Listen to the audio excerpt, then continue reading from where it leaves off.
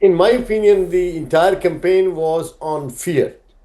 And the fear was basically a victim card, a religious card, and of course, the popular rhetoric of the free buses and far left agenda, socialist agenda, and very popular narrative that he will arrest Netanyahu, which was beyond a mayoral capacity. So people on the ground, regardless they are Muslim, regardless they are Christians, regardless they are Jewish, they're all, the generation Z accepted this.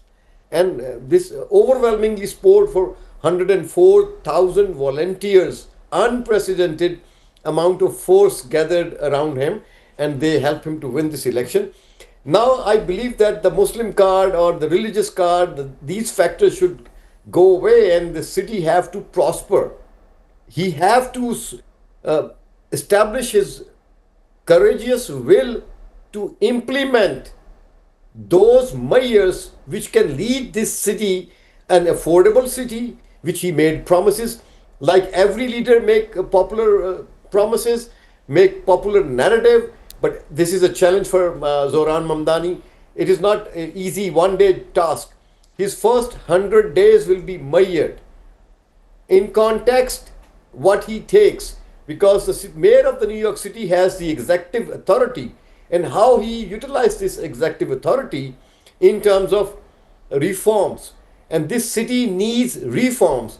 I believe that for the past 30, 35 years, this city bureaucracy and the machinery and the establishment, they were sleeping, and none of the mayor ever dared to fix these messes which are looming over the decades since Mayor Giuliani left the city in a very good shape. And after Bloomberg came in to 2001, and he did 3 terms in New York City, and but unfortunately, in those times it was Islamophobic, it was fear of 9/11.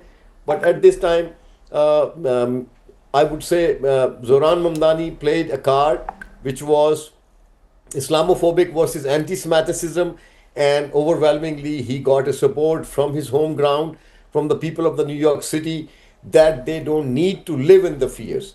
So they thought him as a leader, as a savior, and a protective shield and a guard against President Trump's ICE raid and everything which are ongoing throughout the United States.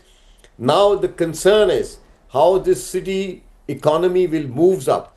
He had to do certain things which I have been, as a resident of this city, I believe that being a former member of the community board system needs to be reformed. And reform, it is a basically cronyism is being prevailed, that the city council member and the federal and the borough president appoints these members in the 26 community boards, and each community board is comprising of 51 members. This is basically a kind of a temptation, a position without any benefits, but a position of authority where their beneficiaries and cronies can be benefit the politicians and the policies in these community boards. These community boards needs to be reformed, and I always been a great advocate for these community boards needs to be reformed to develop and infiltrate the benefits of the democracy to the grassroots. So if he is able to do this with his executive authority, reform the community boards, that would be a great initiative. And above all, this New York City, people come from all over the world. Why? They come and live in here. Because this city gave them a protection and a feel, a home, another chosen home. And all these people, those who come from the different parts of the world, they are somehow, their overwhelmingly majority faces the transnational repression which are in the reports, and it is established how he can protect these people, his residents, those who are subject of this transnational repression, how, what parameters he takes.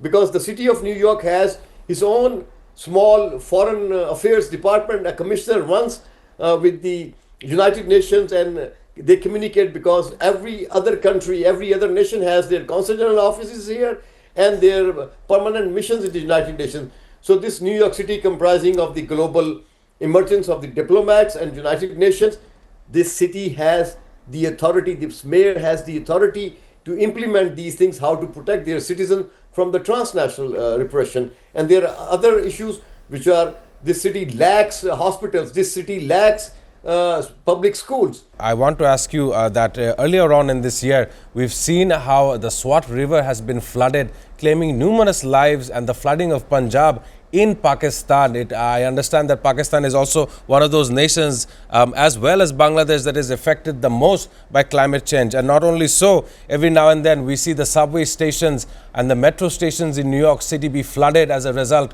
of overwhelming downpour. I want the last comment by Mr. Salleh, how he feels about climate change across the globe.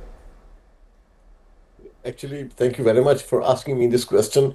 Being a chemical engineer who revoked his profession as a chemical engineer, practicing back home in Pakistan and here in United States twice in my lifetime, I believe that we are contributing towards this. And before I come to your question, I would address to the Norman Band's enlightenment that he gave, that AI is here and we must take the AI's advantage. And let me give my 2 cents on this AI. These AI tools and whatever we are producing in terms of tech, do you know that the water is sinking and being utilized heavily? The drinking water source is being consumed in their search engines and it consumes in their power generation system to keep the system cool. So you have no idea how detrimental this exacerbating AI would be in the future for us, and we haven't developed the protocol for this. Yes. And we are ongoing onslaught of war, which is capturing the global resources. We are no more fighting wars. We have been creating wars, but these wars are more or less on the resources, water resources, mineral resources of the world. And we are onslaught victim. The 8 billion peoples are victim of these wars, and we have to address this. Like, coming back to your question here about Pakistan and Bangladesh, we are the two brotherly nations now, and once we were together as one nation, but today I believe that two brothers are separated and living in their own homes, but with a common manifest and common interest and common goal for humanity and for the purpose.